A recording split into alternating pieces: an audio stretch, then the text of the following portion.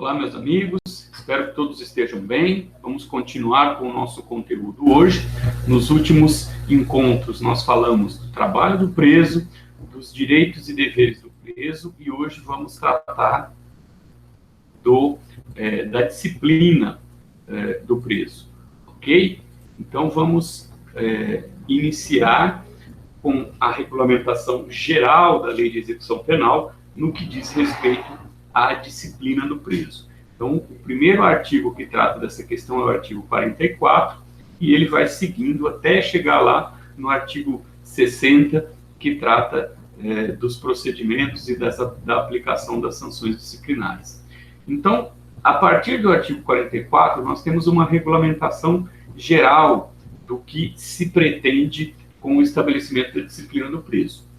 É evidente que quando se trata do cumprimento de pena privativa de liberdade e também da pena restritiva de direitos, a questão da disciplina é fundamental, né? Não haveria qualquer lógica em submeter alguém à privação da liberdade, seja de que natureza for, seja a privação de fato, com o cumprimento da pena privativa de liberdade no regime fechado ou no regime semiaberto, seja em relação ao cumprimento de penas restritivas de direito, sem que houvesse a determinação do cumprimento de determinadas regras, né? Sem que a pessoa que está efetivamente cumprindo uma sanção penal ficasse sujeita à obediência a um determinado regulamento. Então, a ideia básica da disciplina na Lei de Execução Penal é a colaboração com a ordem e a obediência às determinações, né? Isso é íncito à situação de sujeição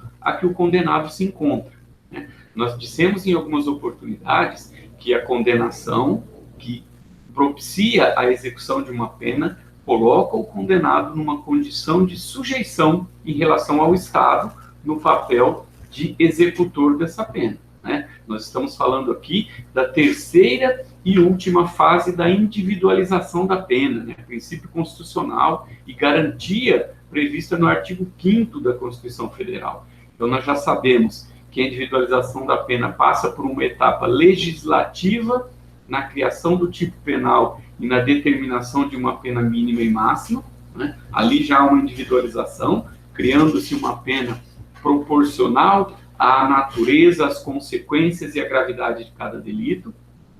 Passa por um segundo momento, que é o momento judicial, né? A partir do fato, passando a aplicação de uma sanção na sentença penal condenatória, sempre lembrando que no caso do direito penal, a aplicação do ius puniendi do Estado nunca prescinde do processo, então sempre vai haver necessidade de um processo e, posteriormente a todas as fases desse processo, em se chegando à condenação do acusado, vai haver um momento de individualização judicial da pena, no qual o juiz vai fazer a fixação da pena para aquela pessoa em relação àquele delito efetivamente praticado. E o terceiro momento de execução da pena, o momento executivo, é justamente esse, no qual se impõe o dever de colaborar com a ordem e de obedecer às determinações das autoridades, especialmente no desempenho do trabalho.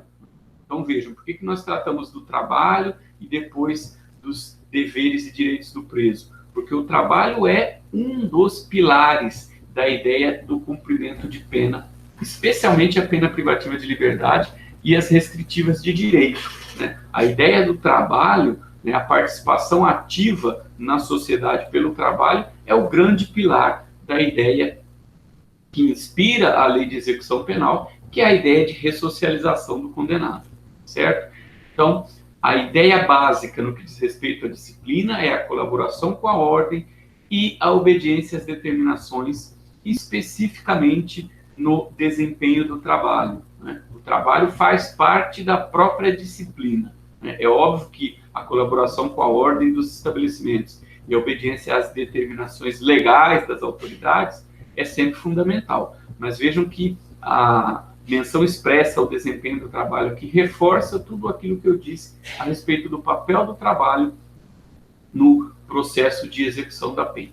O parágrafo único estabelece que a disciplina não sujeita apenas o condenado, mas também o preso provisório. Evidentemente que, uma vez que o preso provisório esteja sujeito a uma privação de liberdade, ele vai ficar condicionado à colaboração com a ordem e à obediência às determinações. Lembrem-se que a obrigação do trabalho não alcança o preso provisório, né? A obrigação do trabalho é para o condenado. Porém, a questão da disciplina alcança, inclusive, o preso provisório. Nós sabemos que na realidade da execução penal do Brasil, não há o cumprimento estrito da regra de se separar presos condenados e provisórios.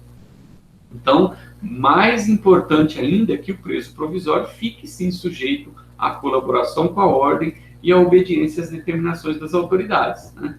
Não teria sentido, se o Estado não é capaz de cumprir a determinação básica de separação dos presos provisórios e condenados, que isso fosse uma autorização tácita para que o preso provisório pudesse agir no sentido contrário à disciplina, à ordem dos estabelecimentos prisionais, ok?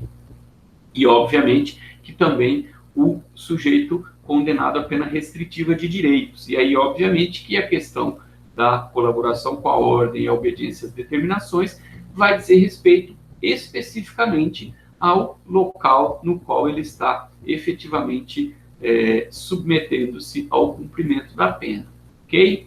Seguindo, então, o artigo 45 traz a previsão da legalidade no que diz respeito à sanção disciplinar. Então, não haverá falta nem sanção disciplinar sem expressa e anterior previsão legal ou regulamentar. Então, vejam, nós temos aqui a extensão do princípio da legalidade, que é um princípio geral do nosso ordenamento jurídico, de todo e qualquer Estado de direito, tá certo? E isto é trazido para a execução penal de uma forma que nós vamos tratar mais adiante em relação à categorização das faltas disciplinares. Interessante mencionar desde já que é uma regra geral que não há falta ou sanção disciplinar sem expressa e anterior previsão legal. Evidentemente que você restringe aqui a possibilidade de criar obrigações e criar sanções após o cometimento do fato, certo? Então, a regulamentação tem que ser anterior e tem que ser expressa. Os parágrafos desse artigo 45 trazem algumas vedações genéricas, né, e amplas em relação ao sistema de disciplina e de punição disciplinar em si. Então, as sanções não poderão colocar em perigo a integridade física e moral do condenado, né?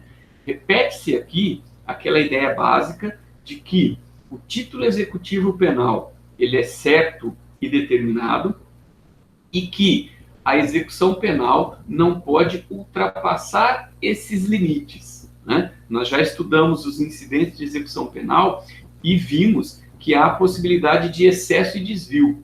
Então, aqui, se há o estabelecimento ou a imposição de uma sanção que acarrete perigo à integridade física e moral do condenado, nós estaremos claramente em desvio de execução penal.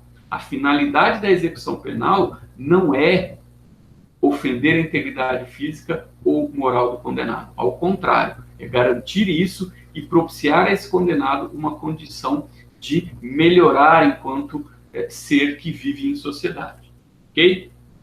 Parágrafo 2º estabelece que é vedado o emprego de cela escura, né? A cela escura é aquela ideia da solitária, né? Nós vemos muito isso nos filmes, né? Aquele preso que, por algum motivo, é retirado do convívio com os demais sentenciados e colocado lá numa cela que não tem qualquer entrada de iluminação, e isso, obviamente, acarreta sérias perturbações psicológicas, inclusive na pessoa. Então, isso é vedado. Nós sabemos que existem as punições disciplinares, inclusive o isolamento, mas veda-se a ideia da cela escura, né? Que também poderia ser colocada aqui como solitária. Eu acho que a cela escura aqui é uma expressão que denota mais do que simplesmente a questão da iluminação, mas a própria salubridade do local onde ele vai efetivamente cumprir eventual punição de privação da liberdade ainda maior do que a privação a que ele já está sujeito.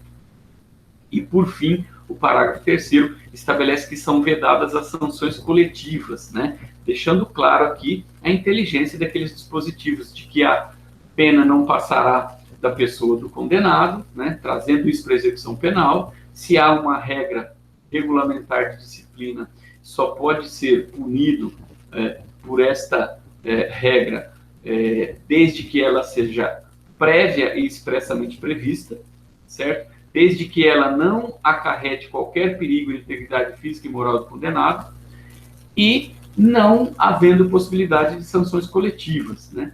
Infelizmente, se nós observarmos a realidade dos presídios no país, nós vamos ver que esta é mais uma das ideias da lei de execução penal que parecem não ter um cumprimento fiel e exato, né? Nós sabemos da grande dificuldade que existe na lei de execução, que existe no sistema penitenciário brasileiro, e aí quando se fala em sistema penitenciário brasileiro, nós estamos falando dos sistemas de todos os estados e do Distrito Federal, que são vinculados a esses entes estatais específicos, além do sistema federal, que tem sido melhor implementado nas últimas décadas. Então, é uma situação bastante inferior ao que se idealizou na lei de execução penal. É lógico que existe uma variação muito grande de situação de estado para estado e dos estados em relação aos presídios federais, mas, na verdade, há uma dificuldade muito grande, né, em relação ao cumprimento do que determina a lei de execução penal. Então, avancemos. O artigo 46, ainda tratando dessa regulamentação geral, estabelece de que se há necessidade de previsão expressa, né, das normas disciplinares e das possíveis sanções, é necessário que o preso seja cientificado disso. Isso aqui deixa claro que não basta a anterioridade, é necessário que o condenado, ou denunciado aqui no caso do preso provisório, necessariamente tenha ciência disso. Isso vale muito especificamente para os regulamentos, né? Porque os regulamentos podem variar em relação a estados e até mesmo, de certa forma, em relação a estabelecimentos na sua especificidade, certo? Mas é importante que haja a cientificação do preso a respeito disso, ok?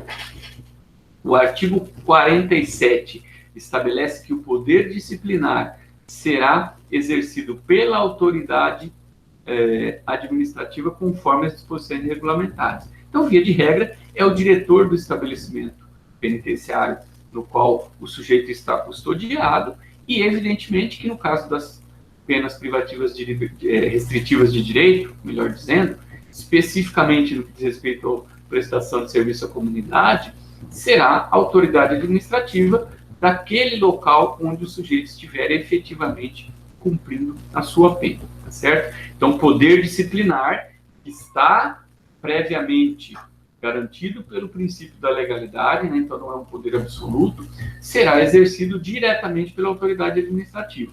Então, na frente a gente vai ver como que isso é trabalhado em relação à disposição das faltas, a forma de procedimentos disciplinares e tudo mais.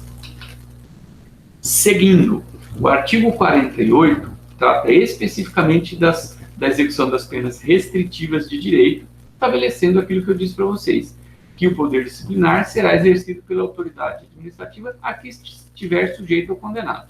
Na verdade, isso vale, né, tanto para um quanto para outro. Talvez haja um excesso aqui na lei, mas para que não haja dúvida em relação à existência de um poder disciplinar a ser exercido, inclusive pela autoridade administrativa, por exemplo, o diretor de uma escola, de um hospital, de uma repartição pública qualquer, na qual o sujeito estiver cumprindo uma pena restritiva de direitos.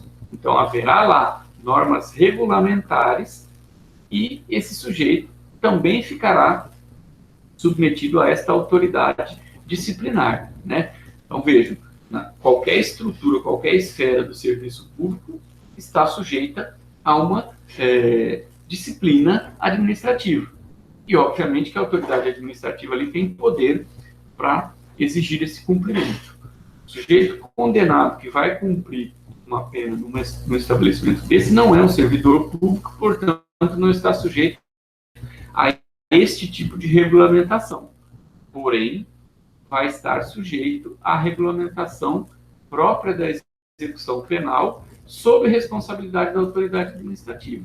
E nos mostra aí que quando um ente público, ou mesmo um ente de outra natureza, não necessariamente público, que se coloca na condição de receptor do condenado à pena restritiva de direito para a execução dessa pena, ele precisa também estar minimamente preparado para esta função. Não é simplesmente determinar as tarefas e atestar que o sujeito cumpriu ou não as tarefas. Ok? Importantíssimo aqui o parágrafo único do artigo 48, que estabelece nas faltas graves. Então vejam que já surge aqui uma primeira definição. E agora a gente está falando em poder disciplinar, agora já se falou em falta grave. A gente vai ver na sequência que existem faltas graves, médias e leves. Mas vejam, nas faltas graves, a autoridade representará o juiz de execução para os fins dos artigos. Artigo 118, inciso 1, trata da possibilidade de regressão de regime de cumprimento de pena.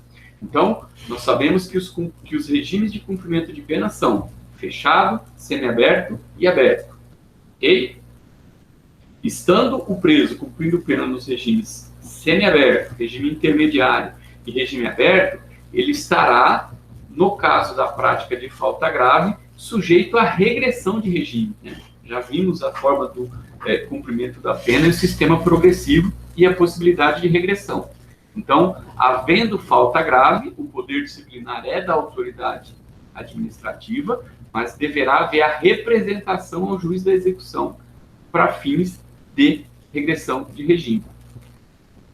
O artigo 125 trata, nós também já vimos, das permissões, das autorizações para saída temporária, né? Permissão de saída temporária.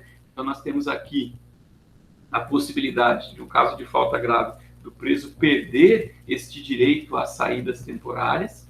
Né? Nós vimos aqui alguns requisitos: cumprir um sexto da pena, ter um bom comportamento, estar no regime intermediário, ou seja, no semiaberto, e aí, se há o cometimento da falta grave, o sujeito fica passível de regressão de regime, de perda do direito à saída temporária, tá certo? O artigo 127 trata da perda, da possibilidade de perda de parte dos dias declarados remidos, né? Já falamos também de remissão de pena quando tratamos dos incidentes de execução. Então, veja, falamos de progressão e regressão quando tratamos da forma de cumprimento de pena, falamos a respeito da saída temporária quando falamos dos incidentes, falamos também da remissão de pena como falamos dos incidentes, e, por fim, o 181, que trata da reconversão da pena restritiva de direito em pena privativa de liberdade. Né? Lembram que nós sempre pontuamos, a pena restritiva de direito, ela vai ser sempre antecedida, ainda quando ela é fixada na sentença, da fixação de uma pena privativa de liberdade. E haverá a conversão da pena privativa de liberdade em restritiva de direito. E, portanto, poderá haver a reconversão. Ou seja, o cometimento da falta grave é uma das possibilidades de fazer com que aquele sujeito que estava cumprindo uma pena restritiva de direito vá cumprir lá a pena privativa de liberdade que estava inicialmente fixada na sentença. Seguindo, chegamos então agora no artigo 49, que trata especificamente das faltas disciplinares. Então, como eu já adiantei para vocês, a Lei de Execução Penal prevê faltas leves, médias e graves. As faltas graves estão previstas na Lei de Execução Penal. Nós vamos ver elas na sequência. Porém, a legislação local especificará as leves e médias, assim como as respectivas sanções. Então, vejam, a Lei de Execução Penal trata das faltas graves, estabelece as possíveis sanções e deixa a critério da legislação local as faltas leves e médias. Evidentemente, demonstrando aqui um compartilhamento do poder disciplinar que ficará específico para as peculiaridades de cada um dos estados e do Distrito Federal. Então, quando se fala em legislação local aqui, nós estamos tratando dos estados e do Distrito Federal. Evidentemente que, no caso do Sistema Penitenciário Federal, também haverá a possibilidade de especificação dessas faltas médias e leves. Inclusive, há um decreto presidencial, salvo engano, de 2007, que trata disso e há bastante questionamento, porque se é aplicável o princípio da legalidade, isso deveria ser feito por lei e não por decreto. Então, teria que ser uma lei federal estabelecendo as faltas leves e médias no âmbito do Sistema Penitenciário Federal, certo? Assim como uma lei estadual estabelecendo as faltas leves e médias em cada um dos estados e no Distrito Federal, certo? Seguindo, o parágrafo único do artigo 49 estabelece que pune-se a tentativa com a sanção correspondente à falta consumada. Então, aqui, nós não temos aquela atenuação da sanção. Nós sabemos que no Código Penal, a tentativa é punida com a pena prevista para o crime consumado, com uma diminuição de 1 a 2 terços. Aqui na execução penal, não há esta diminuição em razão da tentativa. Então, a tentativa da falta é punível com a sanção correspondente à falta consumada. Perdão. O artigo 50, que vem na sequência, trata das faltas graves em espécie. Um rol taxativo, certo? O princípio da legalidade não admite, né, que não seja dessa forma, então trata-se de rol taxativo e, portanto, haverá falta disciplinar de natureza grave, única e exclusivamente havendo a incidência em um desses incisos que nós vamos ver na sequência.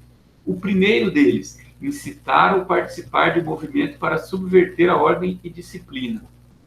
Vimos lá que a ordem e a disciplina, né, é justamente o centro, o foco primordial ao lado do trabalho do poder disciplinar em relação à execução penal. Então, qualquer incitação ou participação de movimento para subverter a ordem ou a disciplina do estabelecimento importará em falta disciplinar de natureza grave. Havendo, de fato, um movimento, nós podemos chegar ao extremo do crime, né, previsto no Código Penal de motim de presos, né? Então, o sujeito pode ser punido disciplinarmente pelo cometimento da falta e pode, em última análise, até ser punido criminalmente se ficar evidenciado que houve, de fato, um motim de preso nos termos do artigo 354 do Código Penal. O segundo inciso, fugir, né? Então, obviamente que aqui, fugir ou tentar fugir, lembrando o parágrafo único do artigo antecedente, do artigo 49, que estabelece a mesma pena para a falta tentada ou consumada. Um detalhe, existe um crime no Código Penal que diz que é criminosa a conduta de se evadir mediante violência ou grave ameaça à pessoa. Então, a fuga por si só não é passível de punição na esfera criminal, porém é passível de punição na esfera administrativa. Se para fugir o sujeito emprega violência ou grave ameaça à pessoa, ele comete o crime previsto no Código Penal, certo? Pode ainda cometer o crime de dano, né? Então, se o sujeito, por exemplo, rompe as barras das grades, se ele faz um túnel, se ele arrebenta o cadeado, se ele, né, arromba a porta, ele está cometendo dano ao patrimônio público, portanto, responderá pelo crime do artigo 163. Então, nenhuma dessas faltas disciplinares aqui exime a punição pelo crime quando houver a figura prevista no Código Penal ou na legislação extravagante, ok? Possuir indevidamente instrumento capaz de ofender a integridade física de outro, né? Isso também pode ensejar cometimento de crime. Então, é muito comum que os presos improvisem instrumentos pérfuro perfurantes ou mesmo cortantes, né, como facas, pedaços de ferro. E muitas vezes eles danificam o estabelecimento penitenciário para obter esses pedaços de ferros. E aí poderão também estar sujeitos não só à falta disciplinar, como ao crime de dano, certo? Provocar acidente de trabalho. Evidentemente que aqui nós estamos falando de uma conduta dolosa, né? Não há dúvida de que aqui incide a mesma regra que incide em relação à previsão de qualquer infração de natureza penal. Há que se agir dolosamente e a punição em forma culposa só existe quando há previsão expressa. Okay? Então, provocar acidente de trabalho também é uma forma de falta disciplinar. Descumprir no regime aberto as condições impostas. Então, vejam, regime fechado e regime semiaberto, há uma privação física, né? O sujeito, ainda que no regime semiaberto ele possa sair para trabalhar, mas ele está sujeito àquele cumprimento das determinações próprias do estabelecimento. No regime semiaberto, do regime aberto, ele é colocado em liberdade física, porém ele está sujeito a condições. Por isso que ele continua cumprindo pena. O cumprimento de pena no regime aberto se dá pelo respeito às condições impostas. Então, descumprir as condições, obviamente, vai sujeitá-lo à regressão de regime. Lembrando que no caso da regressão, nós vamos ter sempre o retorno para o regime fechado, né? Ainda que o sujeito estiver no regime aberto, ele vai regredir para o regime fechado, okay? A não ser, evidentemente, que a condenação dele não sujeite ele a cumprimento de pena em regime fechado, e aí ele vai voltar para o semiaberto. Mas, e além disso, eventualmente, se o descumprimento dessas condições ensejar uma prática criminosa, responderá pelo crime. Seguindo, inobservar os deveres previstos dos incisos 2 e 5 do artigo 39 desta lei. Né? Nós falamos dos deveres lá atrás e vimos que os deveres 2 e 5 se referem, primeiro, inciso 2, ao respeito e obediência ao servidor. Né? O servidor público, ele está ali para manter a ordem e a disciplina e para exigir do preso o fiel cumprimento das regras previstas para o cumprimento da execução penal. Então, o respeito e a obediência ao servidor é fundamental no cumprimento da pena. Deixando claro que isso aqui se estende, no caso de quem cumpre pena restritiva de direito, não exatamente por base nesse inciso, mas por conta do que está previsto lá como autoridade administrativa, se estende para os servidores que têm a função de orientar o trabalho do sujeito, seja no hospital, seja na escola, seja qualquer repartição onde ele esteja efetivamente desempenhando a pena restritiva de direito. Ok? E o inciso 5 do artigo 39 fala da execução das ordens e tarefas recebidas. Ou seja, o preso ele fica sujeito à obediência, ao respeito ao servidor público, principalmente a questão do respeito, né? Ele precisa tratar o servidor com o devido respeito e ele precisa acatar as ordens e cumprir as tarefas recebidas pelo servidor. Então, essa desobediência, especificamente esses dois deveres, constitui falta grave.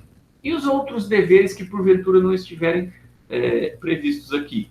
Obviamente, vão ficar sujeitos à incidência de faltas leves e médias de acordo com o regulamento estadual, certo? Tiver em sua posse, utilizar ou fornecer aparelho telefônico de rádio ou similar que permita comunicação com outros presos ou com o ambiente externo. Vejam, nós sabemos que é direito do preso ter contato com o mundo externo, mas esse contato com o mundo externo vai ser feito de acordo com as regras do cumprimento de pena privativa de liberdade. Né? Então, ele tem contato com o mundo externo através da televisão e do rádio, que são permitidos, mas desde que não sirvam para contato, né, para contato interpessoal, mas sim pela transmissão que é feita na TV, pela transmissão que é feita no rádio. Ele tem contato com o mundo externo através do direito de visita, ele tem contato com o mundo externo através do direito de estudar, através do direito de trabalhar, né, de manter a sua prática religiosa. Então, são formas previstas legalmente no âmbito da execução penal. Vejam que eu acrescentei aqui o número da lei que criou esta falta disciplinar, então ela não existia neste artigo 50 até 2007, até a Lei 11.466 de 2007. Nós sabemos que os aparelhos de telefone celular começaram a se tornar bastante populares muito antes disso, lá na década de 90, ainda, na segunda metade da década de 90, que a telefonia celular começou a se expandir, especificamente aqui no nosso país. Então, começou a surgir um sério problema em relação à possibilidade da utilização da telefonia celular para contato com o mundo externo. Isso, inclusive, é um dos pontos de origem do grande problema que nós temos hoje, que é a questão da criminalidade organizada e do controle dessa criminalidade de dentro dos presídios, né? A facilidade de comunicação telefônica deu uma possibilidade, conferiu uma possibilidade muito maior de que as pessoas possam comandar, né, o crime organizado de dentro dos presídios. Não por outra razão, nós temos visto ao longo do tempo uma série de implementações que vêm sendo feitas, né? Nós temos esses dispositivos aqui, nós temos o regime disciplinar diferenciado que surgiu em 2003, que nós vamos ver separadamente, porque é algo que demanda uma análise mais detida, e nós chegamos a esse ponto de, em 2007, a inclusão desse dispositivo. E o que acontecia entre esse período em que houve, né, a expansão do acesso ao telefone celular e a implementação disso? Havia uma discussão intensa, né, doutrinária e até jurisprudencial. Por quê? Porque nós vimos que há uma previsão expressa de que a sanção disciplinar depende de prévia regulamentação legal. Ou seja, a Lei de Execução Penal, desde 1984, ela traz no artigo 50 quais são as faltas disciplinares de natureza grave. E, portanto, o entendimento que prevalecia era de que não era possível punir o preso por falta disciplinar de natureza grave, certo? Com a inexistência do dispositivo no artigo 50 da lei. Aí havia umas outras alternativas que acabavam sendo utilizadas, como, por exemplo, dizer que o preso era cientificado quando ele entrava no estabelecimento de que ele não podia ter telefone celular, utilizar ou fornecer, ter em posse, e que, ao praticar uma dessas condutas, ele infringia a regulamentação e, portanto, estava sujeito a falta disciplinar de natureza grave. Mas havia uma jurisprudência bastante significativa no sentido de que não era possível. E aí começaram a aparecer algumas leis estaduais prevendo isso, para poder punir pelo menos por falta disciplinar de natureza média, né, até que isso resultou, em 2007, na inclusão no artigo 50 desse dispositivo. Quando se fala em princípio da legalidade, automaticamente nós também temos a aplicação da anterioridade, né? Então nós podemos dizer que isso, tendo acontecido antes da lei, não era passível de punição por esse dispositivo, mas só a partir do momento em que ele entrou em vigor. E, por fim, nós temos um último inciso, né? Recusar a submeter-se ao procedimento de identificação do perfil genético. Esse inciso aqui foi incluído na Lei de Execução Penal pela Lei 13.964 de 2019, que é a lei do chamado pacote anticrime. Porém, o perfil genético, né, a identificação do preso, do criminoso, do condenado, né, pelo perfil genético, foi criado em 2012 no nosso ordenamento. E há uma discussão ainda em curso em relação à constitucionalidade ou não desta obrigatoriedade do preso de fornecer material genético para sua identificação, com base lá naquela ideia de que ninguém pode ser obrigado a produzir prova contra si. De qualquer forma, agora, em 2019, no final de 2019, foi incluído no artigo 50 da Lei de Execução Penal a falta grave pela recusa a submeter-se ao procedimento de identificação do perfil genético. Evidentemente que, para aqueles que entendem que é inconstitucional essa obrigação de se submeter ao procedimento de identificação de perfil genético, esse dispositivo também se mostra inconstitucional. Por fim, o parágrafo único do artigo 50 estabelece que aplica-se no que couber ao preso provisório, né? Então, desde que seja aplicável as condições em que está o preso provisório, ele poderá ser sujeito à falta disciplinar. Eu disse já em outras oportunidades, bem no começo do nosso curso, que a lei de execução penal, de maneira geral, se aplica ao preso provisório. Depois nós viemos falando dos diversos dispositivos e institutos da execução penal e sempre fazendo essa observação. Então, evidentemente que se o preso provisório está sujeito, por exemplo, à progressão de regime, conforme se defende, ele vai estar sujeito ao cometimento de falta disciplinar, né? Então, uma coisa é consequência direta da outra. De qualquer forma, o artigo 2º da Lei de Execução Penal já estabelece que há essa possibilidade. Faltas disciplinares específicas de quem cumpre pena restritiva de direito. Aqui a gente vai ver quase que uma repetição do que faz com que o sujeito possa ter a reconversão da pena restritiva de direito em pena privativa de liberdade. Então, há aqui, de certa forma, uma repetição do que está previsto lá nos artigos 180, 181 e seguintes, como forma de garantir, né, o registro da falta disciplinar. Certo? Então, veja, o crime de dano, por exemplo, sujeito à falta disciplinar. Qual é o sentido? Se vai haver um crime e a falta disciplinar. Primeiro, nós temos, no âmbito judicial, requisitos diferentes, né? Então, lá há um rigor maior, principalmente no que diz respeito à punição por crime. Então, é possível que você não consiga alcançar a punição por um determinado crime, mas é possível, sim, que a infração disciplinar ocorra e que ela fique registrada no cumprimento de pena. Isso vai ser fundamental, porque nós sabemos que o comportamento do preso é fundamental em relação aos possíveis benefícios que ele vai ter no cumprimento da sua pena. Então, de acordo com o artigo 51 da Lei de Execução Penal, comete falta grave o condenado a pena restritiva de direito que descumprir injustificadamente a restrição imposta, que vale para qualquer tipo. O sujeito está impedido de dirigir, está com a habilitação dele suspensa. Foi pego dirigindo, obviamente está descumprindo injustificadamente a restrição que foi imposta a ele, né? Não tem dúvida em relação a isso. 2. Retardar injustificadamente o cumprimento da obrigação imposta. Isso aqui é importante, por exemplo, em relação ao cumprimento da pena de prestação de serviço à comunidade. O sujeito não pode simplesmente comparecer no local e ficar enrolando e não cumprir a obrigação efetivamente imposta, ou mesmo não comparecer ao local. Então, ele não só está sujeito à reconversão para a pena privativa de liberdade, como está sujeito à sanção disciplinar.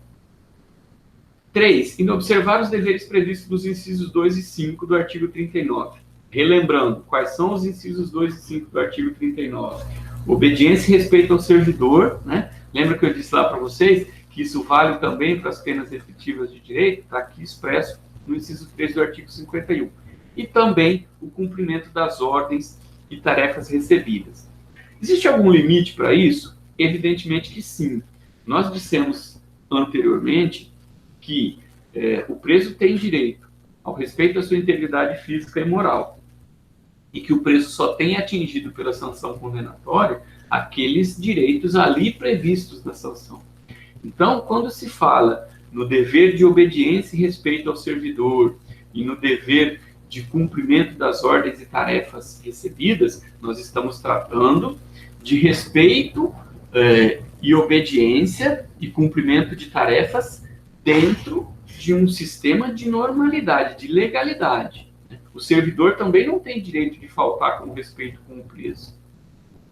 E, portanto, ele não pode, ao faltar com respeito com o preso, exigir que o preso o trate com respeito, né? Ele não pode exigir que o preso cumpra uma tarefa ilegal e depois, havendo a recusa, querer punir o preso por isso, ou mesmo quem está cumprindo pena restritiva de direitos. Então, evidentemente que aqui nós estamos falando dentro de critérios mínimos de legalidade, né? Ninguém é obrigado, por exemplo, a cumprir ordem ilegal, nem mesmo o preso.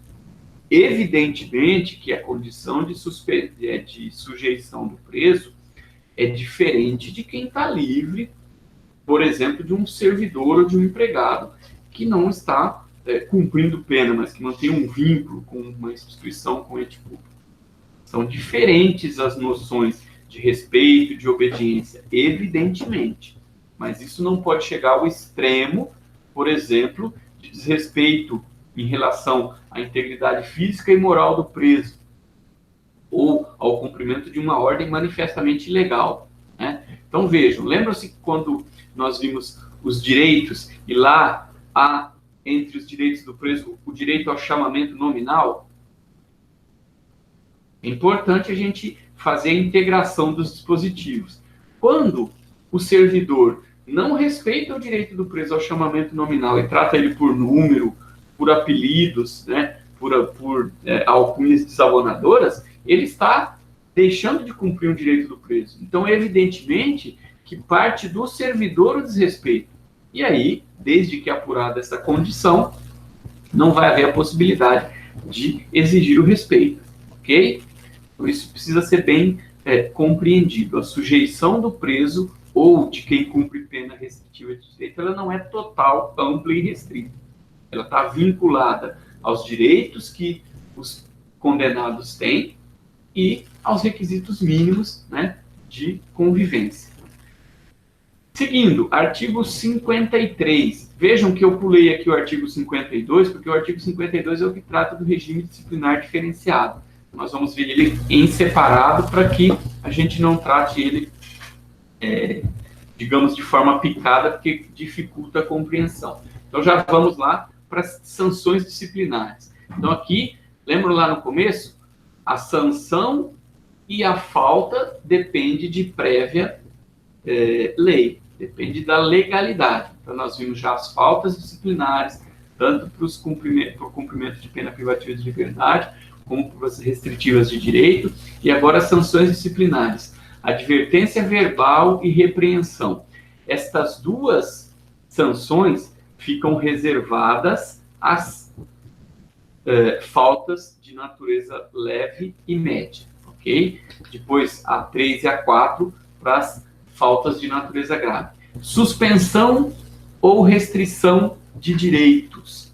Nós vimos, quando tratamos dos direitos do preso, existem 3 direitos básicos do preso que podem ser suspensos ou restringidos. Então, por exemplo, não pode haver suspensão ou restrição do direito ao respeito à integridade física. Suspensão ou restrição ao direito ao chamamento nominal, né? Isso não pode acontecer. Mas pode haver a suspensão ou restrição ao direito ao contato com o mundo exterior, né, por todas as suas formas.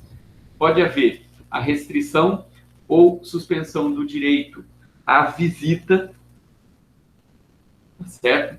E pode haver a suspensão ao direito de distribuição entre o tempo de lazer, de estudo e de privação celular. Então, são basicamente esses 3 direitos que estão passíveis de suspensão ou restrição quando há ocorrência de falta disciplinar. Tá? Então, além da advertência verbal e da repreensão, pode haver suspensão do direito, a divisão do tempo entre lazer, estudo, trabalho e a privação celular propriamente dita, certo? Então, o preso vai ficar, por exemplo, preso na cela, isolado na cela, sem direito, né, ao banho de sol pelo tempo que está estabelecido por estabelecimento, sem direito a ir na biblioteca pegar livros ou receber livros na cela, tá? Ou seja, ele vai ter restrição em relação a esse direito de divisão do tempo nas várias atividades diárias. Restrição ao direito de visita também é possível, suspensão ou restrição, tá certo? E ainda a restrição ao direito de contato com o mundo exterior por qualquer forma. Então, são esses, basicamente, os direitos que podem ser suspensos ou restritos em virtude das sanções disciplinares. E, por fim, o isolamento na própria cela ou em local adequado nos estabelecimentos que possuam alojamento coletivo. observado o disposto no artigo 88 dessa lei. Esse dispositivo aqui, ele é representativo de tudo que a lei de execução penal idealizou e do pouco que ela conseguiu efetivar. Veja, isolamento na própria cela ou em local adequado nos estabelecimentos que possuam um alojamento coletivo, como se a gente tivesse estabelecimento penitenciário que possuem apenas celas individuais. Nós sabemos que a lógica é completamente oposta, né? São raros os estabelecimentos que possuem cela individual. E o disposto no artigo 88 é justamente isso, que preferencialmente o preso deve ficar em cela individual, que essa cela deve respeitar os limites mínimos de salubridade ali, né, de ventilação, de luminosidade, deve haver o sanitário e ainda o que é o mais utópico, que essa cela tenha pelo menos 6 metros quadrados. Então, em tese, a lei de execução penal estabelece que o cumprimento da pena privativa de liberdade deve ser feito em cela individual, que contenha no mínimo 6 metros quadrados, que respeite todas as regras mínimas de salubridade. Tá? Nós sabemos que isso é absolutamente o oposto do que acontece na grande maioria dos estabelecimentos. Né? Com relação à questão da quantidade de metros quadrados e as condições de salubridade, pode-se dizer que é raro o estabelecimento que respeita isso. Então, na prática, o que acontece? Via de regra, onde há o mínimo de condição, o isolamento decorrente do cumprimento de sanção disciplinar ocorre num pavilhão separado, né, onde há celas disciplinares, lembrando que não pode haver a solitária, né, a chamada cela escura, está vedada, pelo menos dos termos da lei, certo? E, por fim, o inciso 5, inclusão no regime disciplinar diferenciado, como eu já disse, nós vamos ver oportunamente, só que aqui por decisão judicial. Então, as sanções de 1 até 4 são aplicáveis pela autoridade administrativa. Tá? E a inclusão no regime disciplinar diferenciado, que ficou conhecido como RDD, né, depende de decisão judicial. Okay? Seguindo, as recompensas têm em vista o bom comportamento reconhecido em favor do condenado, de sua colaboração com a disciplina e de sua dedicação ao trabalho. Eu trabalhei por aproximadamente 15 anos no sistema penitenciário. E nesse período, eu vi muitas vezes, no sistema penitenciário do Estado de São Paulo, eu vi muitas vezes recompensas, especialmente de elogio, aplicadas a presos, né, por condutas. Então, são recompensas, o elogio, a concessão de regalias, né, e a legislação local e os regulamentos estabelecerão a natureza e a forma da concessão das regalias. Então, existem determinadas situações, como, por exemplo, a atuação de preso em situações de crise, como motim, como rebeliões de presos, que acabam ensejando esse reconhecimento. Né? Então, a regalia, a recompensa, a concessão de regalias ou elogio, é um reconhecimento de um bom comportamento que vai além daquele mínimo necessário. Então, dá para a gente perceber que existe o comportamento padrão, que é o exigível e que garante ao preso um atestado de bom comportamento, que é o que ele necessita para obter os benefícios referentes ao cumprimento da pena privativa de liberdade, progressão de regime, saída temporária, livramento condicional, tudo isso, né? O bom comportamento é sempre requisito para isso. Existe o descumprimento das regras mínimas de disciplina que vão ensejar a falta disciplinar, no extremo as faltas de natureza grave, depois nós temos as médias e leves, né? E no outro extremo, o comportamento que vai além daquele mínimo necessário, daquele mínimo exigível, pode gerar o elogio e até a concessão de regalias. Né? As regalias, obviamente, como, por exemplo, maior tempo fora da cela, como possibilidade de participar de atividades específicas, como maior tempo na biblioteca, maior tempo numa sala de lazer, são coisas que vão influenciar no dia a dia do preso, e o elogio, obviamente, vai ficar registrado e vai ser de grande ajuda, por exemplo, na hora que o juiz tiver que decidir a respeito de um livramento condicional, de uma progressão de pena, de uma saída temporária. Isso sempre vai trazer benefícios para o condenado. Seguindo a aplicação das sanções. Se nós vimos inicialmente que há necessidade de prévia regulamentação legal estabelecendo as faltas e as sanções, evidentemente que há necessidade de um sistema na aplicação dessas sanções, né? E esse sistema vai estar previsto lá a partir do artigo 57.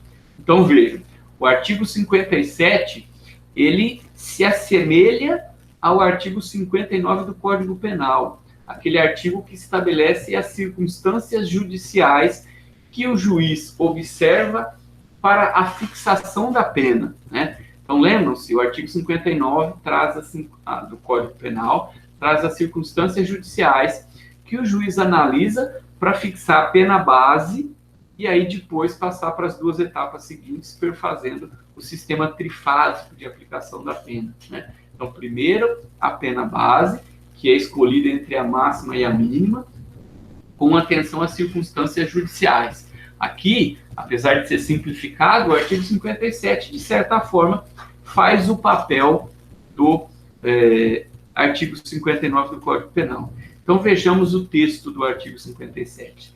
Na aplicação das sanções disciplinares, levar-se-ão em conta a natureza, os motivos, as circunstâncias e as consequências do fato, bem como a pessoa do faltoso e seu tempo de prisão. Vejam que ali consequências está com trema, né? Ah, isso não existe mais. O texto da lei é desta forma, né? A gente não pode alterar o texto da lei. Precisaria haver uma alteração da lei para que a gente pudesse, em tese, escrever aqui consequências sem a trema. Isso é uma sutileza, né? Uma filigrana do mundo jurídico. Mas, enfim, o texto da lei é esse. Vejam quais são, então, essas circunstâncias que a autoridade administrativa deve observar na aplicação da sanção. A natureza da falta, os motivos, as circunstâncias e as consequências do fato e, obviamente, as condições pessoais, né? A pessoa e o seu tempo de prisão. Ou seja, a análise da aplicação da pena deve ser uma análise que atente para tudo que circunda esta falta disciplinar, esse descumprimento das regras. Uma realidade que é indesejável, mas que é uma realidade no sistema prisional, é justamente o fato de que muitas vezes os presos são obrigados a assumir práticas de infrações disciplinares no lugar dos verdadeiros faltosos, né? Então, você tem lá uma cela que tem um número X de presos e sempre vai haver lá aquele preso que, por não ter qualquer condição de se impor naquela realidade, é o responsável por assumir qualquer coisa que eventualmente aconteça na cela. Então, acha lá uma quantidade de substância entorpecente na cela. O preso vai se apresentar como sendo o responsável. Acha um instrumento que pode ser utilizado para ofender a integridade física de outro.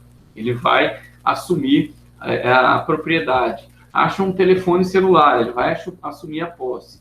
Então, vai também, né, da sensibilidade da administração do presídio, da autoridade administrativa, verificar isso e, na medida do possível, ele vai poder trabalhar com isso, inclusive no momento da fixação da sanção disciplinar, certo? E aí o parágrafo único estabelece: nas faltas graves, aplicam-se as sanções previstas nos incisos 3 e 4 do artigo 53. Então, como eu disse, as duas primeiras faltas, né, a advertência e a repreensão, ficam para as faltas leves e médias.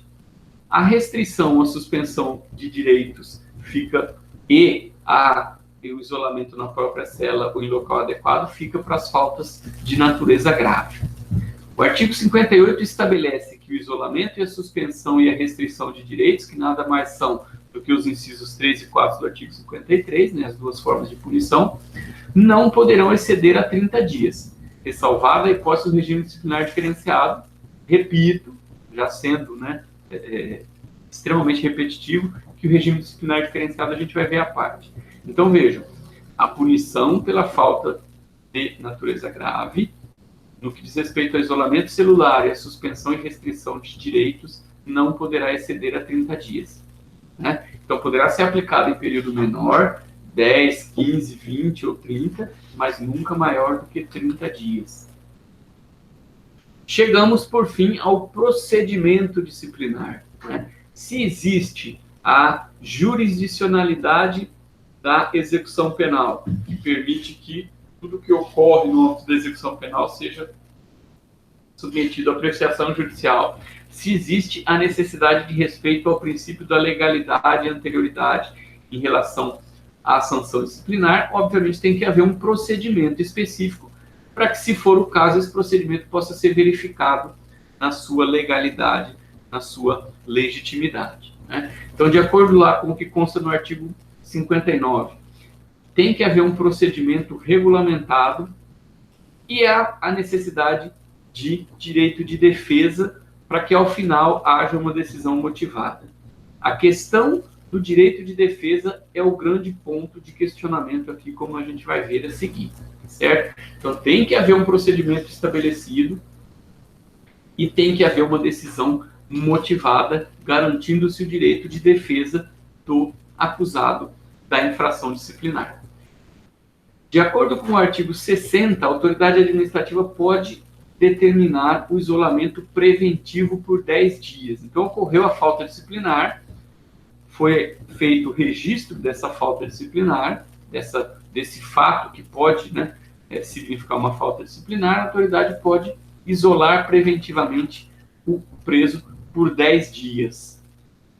Se o isolamento preventivo é por 10 dias, a aplicação, a continuidade da sanção, obviamente, demanda que haja o final do procedimento em 10 dias, né? Então, esse isolamento deve ser determinado já no âmbito do procedimento, ok?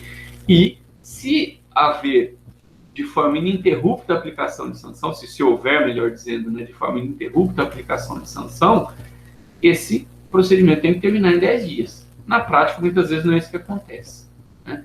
E nas faltas graves, aplicam-se as sanções previstas nos incisos 3 e 4 do artigo 53, é uma repetição aqui do que já foi dito anteriormente. Então, isolamento preventivo por 10 dias e possibilidade de suspensão ou restrição de direitos por 30 dias e isolamento. Vejam, na prática, uma sanção leva a outra, porque se o preso é isolado por 10 dias, ele já vai ter a restrição ou suspensão de direitos. Então, por exemplo, se nesses 10 dias houver visita, ele não vai ter visita, ele está isolado. Nesses 10 dias, ele não vai ter o mesmo tempo de banho de sol que os outros presos, ele vai estar isolado, né? Ele não vai ter a possibilidade de comparecer à biblioteca, de fazer atividades de lazer. Então, uma coisa leva a outra, né? A determinação do isolamento já implica necessariamente em restrição dos direitos restringíveis de acordo com o que estabelece a Lei de Execução Penal. E vejam, questão da defesa técnica, né? O artigo 59, ele fala em direito de defesa. Então, vamos partir do óbvio. A Lei de Execução Penal de 1984, portanto, anterior à Constituição Federal. A Constituição Federal garante o direito à ampla defesa contraditória e, por consequência, defesa técnica para todos os litigantes em processo judicial ou administrativo, né? Procedimento administrativo. O que nós temos no procedimento disciplinar de execução penal é um procedimento administrativo. Então, numa interpretação mais lógica, deve-se se assegurar o direito à defesa técnica. Então, o direito de defesa não é só o direito de autodefesa, o direito de ser ouvido e de explicar os motivos, mas o direito de ter um advogado no procedimento disciplinar. Essa discussão é uma discussão bastante importante em relação à execução penal. Então, por exemplo, nós temos decisões jurisprudenciais no sentido de que há necessidade de uma defesa técnica, mas que não há necessidade necessariamente de que ela seja feita por advogado. Ou seja, poderia ser um bacharel em direito, um estagiário de direito, ou seja, alguém que tem o mínimo de conhecimento técnico. Existem decisões nesse sentido. Porém, nós temos a súmula 533, que está aí na tela para vocês, do STJ, que diz o seguinte: para o reconhecimento da prática de falta disciplinar no âmbito da execução penal, é imprescindível a instauração de procedimento administrativo pelo diretor do estabelecimento prisional, está expresso no artigo 59, né? Até aqui nenhuma novidade, assegurado o direito de defesa, também expresso no artigo 59, vírgula, a ser realizado por advogado constituído ou defensor público nomeado. E aqui está a novidade. O STJ diz, olha, quando o artigo 59 diz direito de defesa e nós vivemos sob a égide da Constituição de 88, o direito de defesa deve ser realizado por advogado constituído ou defensor público nomeado. Outro detalhe que é importante aqui, as defensorias públicas hoje são reconhecidamente órgãos de execução penal, ou seja, reconhece que a Defensoria Pública atua no âmbito da Lei de Execução Penal. Então, em tese, é possível haver esta possibilidade. O que eu conheço na prática, no estado de São Paulo, existe uma estrutura que é mantida por uma fundação pública, que é a FUNAP, da qual eu fui advogado por 11 anos, né, entre 1997 e 2009, justamente quando eu entrei no FMS, eu abri mão do cargo que eu tinha na fundação, na FUNAP, na qual eu era concursado, quando eu fiz o concurso para a FMS. Então, eu passei 11 anos atuando nesta defesa, digamos assim, nos procedimentos administrativos, entre outras coisas que se fazia lá. Então, no estado de São Paulo, essa é uma questão superada.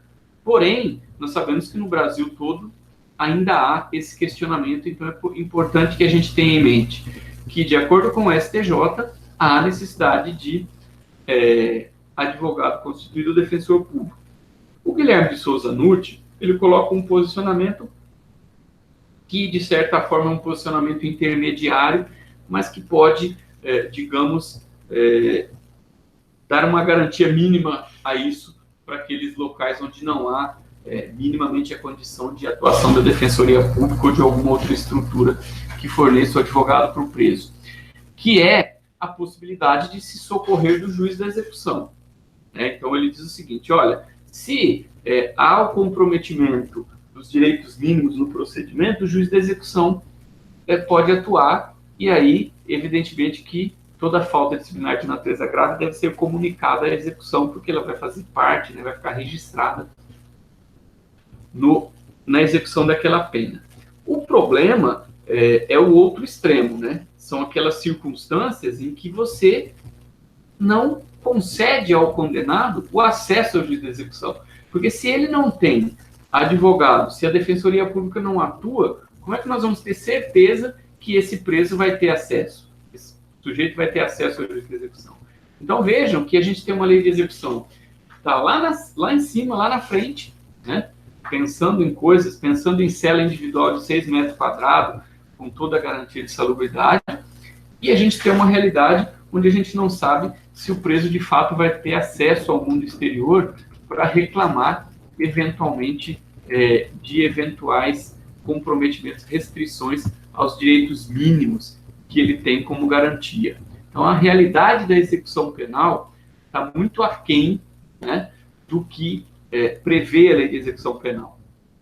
Mas é importante que a gente tenha conhecimento, que a gente saiba o que está previsto na lei de execução penal, para que a gente possa, inclusive, fazer o confronto disso, né?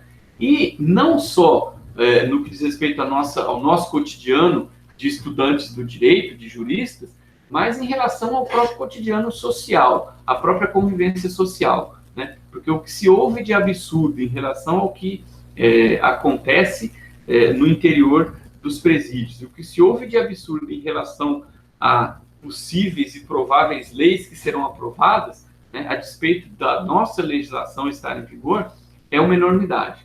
Então, é importante que a gente tenha esse conhecimento, até porque nós somos, digamos, atores sociais no entendimento na função de esclarecer a realidade para a sociedade. Então, meus amigos, era isso em relação à disciplina do preso. Nós vamos tratar do regime disciplinar diferenciado em apartado, que é uma situação diferenciada, ok? Então, em breve, nós voltaremos com um próximo conteúdo. Até mais.